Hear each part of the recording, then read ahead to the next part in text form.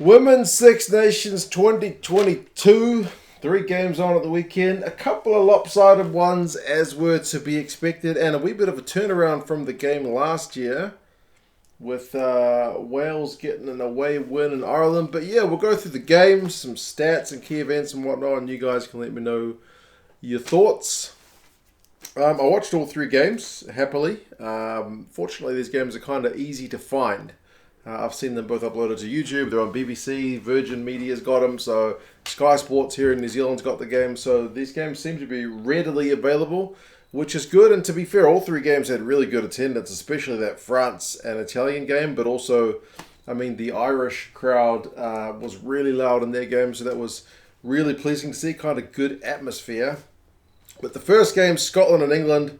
England get a pretty dominant win, don't they? 57-5. They gave Scotland a bit of a hiding. As to be expected, the commentators alluded to the fact that, the English players are, for the most part, professional. And the Scottish ones, not so much. There's a difference in class there. I mean, to be fair, Scotland's kicking from the tee didn't help either. They missed a pretty straightforward penalty early, and they missed their conversion. But when England just went down the other end, they were absolutely relentless. They got tries through Marley Packer, who ends up getting player of the match, and 3 tries. And she has 1 million tackles in this game. We'll get to those a bit later. Poppy Cleal gets 1. Cal gets 1. Dow gets maybe my favourite try of the game, just in terms of a back who kind of cuts inside, puts the hammer down like a very attractive highlight reel rugby. Infante gets 1, Atchison gets 1, Powell gets 1, and then there's 6 conversions to total to 57. Chloe Rolly gets 1 for Scotland in return, and it was an early on try. I mean, it was 14-0 with the kind of hands and the power game from England. But I wrote a note. Thankfully, this is not all one way. Scotland got over the advantage line. They got the ball wide to make it 14-5, but that was kind of a bit of a speed bump on the way to England just running away with the game. Their carries, their offloads, it led to another. I wrote 25 minutes when they got the bonus point. They're starting to get ugly. I mean, Dow's fend for her try and pace. It's the kind of tackle you need to be making. It's a wee bit soft on defence, but like I mentioned, there's a bit of a difference in class between the players as far as I'm aware. Before half time, you got the English tight head prop. What's her name? Byrne? Like carrying, fending, offloading, just showing that kind of all-round professional skill set.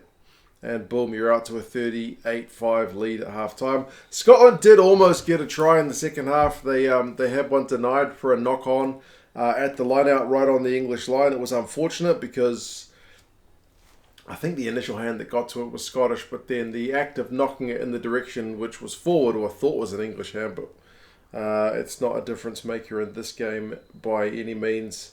And then same thing, England goes straight down the other end and they score a try. So, 45-5, 52-5, it's the forwards.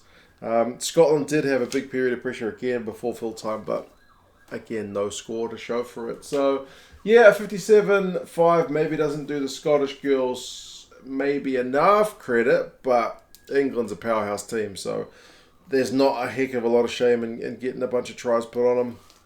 Scotland have more possession of territory, but the key stat, man, points per visit to 22, Scotland 0.6.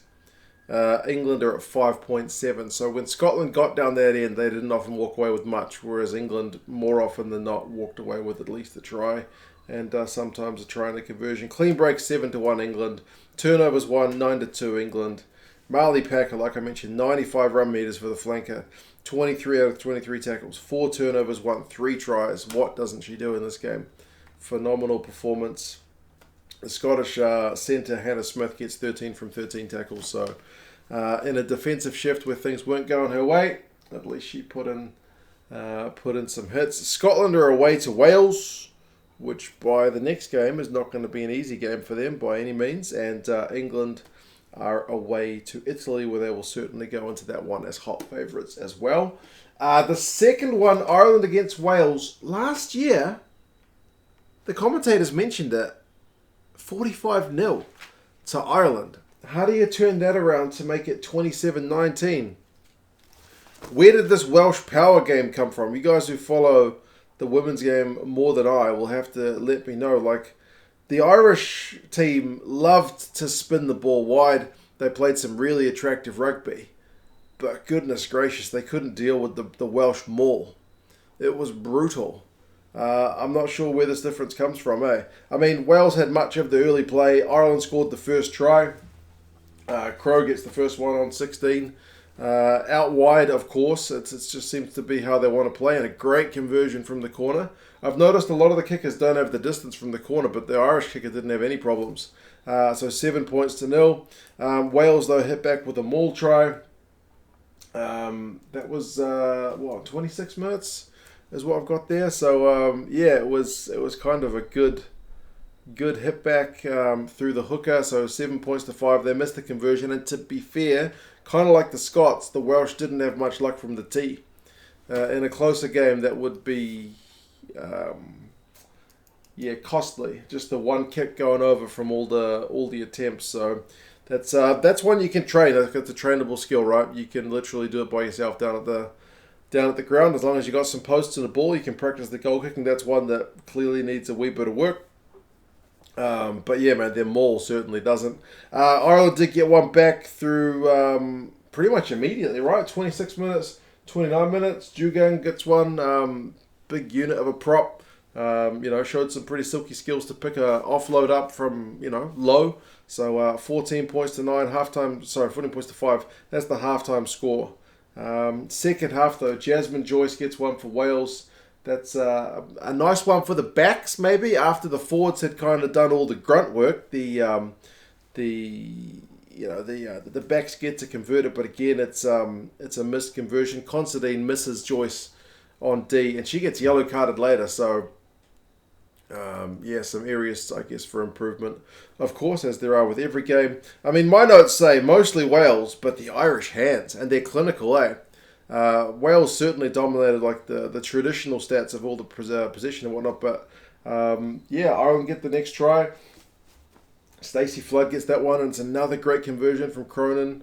Or did she miss that one? Maybe there was one that went short, but the accuracy was certainly on song, and she certainly seemed to be striking it well compared to the Welsh and Scottish kickers. But 19 points to 10. And then, 64 minutes, you get another try. Donna Rose gets 2. I wrote just the Welsh maul is causing all kinds of issues.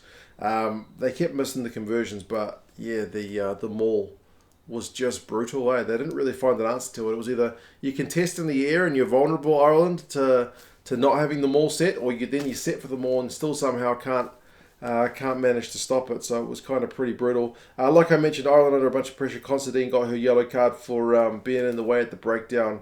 Wales did make kind of hard work of it, but they managed to finally crack it again. The Irish crowd was really getting behind the girls to stop the Welsh attack, but they couldn't kind of be that extra player for them. And then they did get a bit of set piece glory through Hannah Jones right before full time. Did the Welsh, so some great execution that time. Nice run down the right wing. It finishes 27-19. Bonus point win for Wales away from home. Really good result. Really fun game. Possession 66% Wales. They got more territory. So like I mentioned, it's the traditional stuff. Mauls is 11-4. Penalties conceded. The Irish struggled 14-5. A couple of them at scrum time as well. So like I mentioned, the Welsh forwards were just a bit of a handful. Offload 7 apiece though, so both sides not afraid to kind of chuck it around a bit. The Irish hooker Jones, 23 out of 23 tackles. That's a shift. Their midfielder, I forget her name, 8 carries, 6 defenders beaten. Hannah Jones, the Welsh midfielder, 5 defenders beaten, 101 run meters, so good shift. Lily Crap, the number 8, 12 out of 13 tackles for Wales. So some good shifts on both sides. But Wales, man, too good. Really, really fun game. If you're going to watch one, that's the one to watch, because the other two were kind of lopsided. But that one was really, really a lot of fun. Ireland away to France. That's going to be tricky. And then Wales home to Scotland. So they'll be looking to go 2 from 2. The last one, France and Italy. It's another pretty lopsided one. But France kind of leave it late to secure the bonus point in this one. And their bench really added a lot of value. It's an exchange of penalties early. As I mentioned, really great crowd. 3 points apiece. Italy even get held up early. The 10, she's a live wire. Regioni. Yeah, she was a real live wire. She was involved into all the Italian play early. Got an intercept, offloading. Yeah, just really, really fun player to watch. But France's power game for the first try after a load of pressure. I mean, it's 10-3, more pressure, 17-3. Halftime at 17-6 because the Italians, interestingly, opt to go for a penalty when they were down the French end. But I guess it was kind of hard for them to break them down. They don't get any points in the second half. Second half kind of blows away a bit in the last 10 minutes when the French score 2 tries. They did get the first one with some... actually, the French opted for a 3 first, which I thought was interesting because the game was not really under threat. But when they had a penalty, they still opted for the posts rather than chase the bonus ball, because at that time France had only scored 2 tries. But yeah, they did turn on the gas. Their halfback had a wee snipe.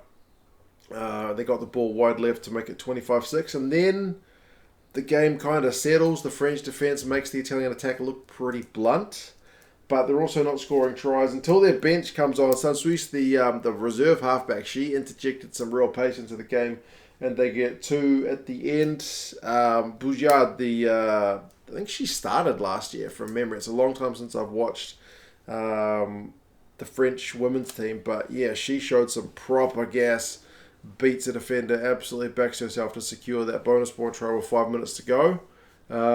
If she'd been tackled, she would have looked a bit silly because she had support, but man, when you do it like that, you do it in style. So they get the cherry on the top with a maul one. It gets the offload to Sansuis, who's the offload for Jacquet, who gets the final try. So yeah, like I mentioned, Sansuis, despite the fact that she only plays like 20-something minutes, she finishes like as French's the French top run meter person. 4 defenders beaten, like proper good interjection at the end. Fall has 15 out of 15 tackles, the French lock, as well as a try, so also not a bad shift. I mean, Italy got more possession, but France a lot more territory. Again, that stat of points per visit into the 22, Italy 0.3, and France are at 4. So just the ability to blunten that Italian attack in their 22. Offloads, though, 17-9 to Italy. Italy love to chuck the ball around. So, like I mentioned, Regioni is responsible for a few of those. She has 47 run meters. She beats a defender, some offloads. Yeah, fun player to watch as well. If they managed to finish off a couple opportunities, the game would have been a wee bit closer, but not to be. But yeah, like I mentioned, if you are going to watch one of these games, I'm not one who tends to watch a lot of women's rugby, but the Six Nations... man, I love the stats and I love all the coverage and the build-up and stuff, so I'm quite happy. I love the fact that it doesn't run side by side with the men's, because to be honest, if I had to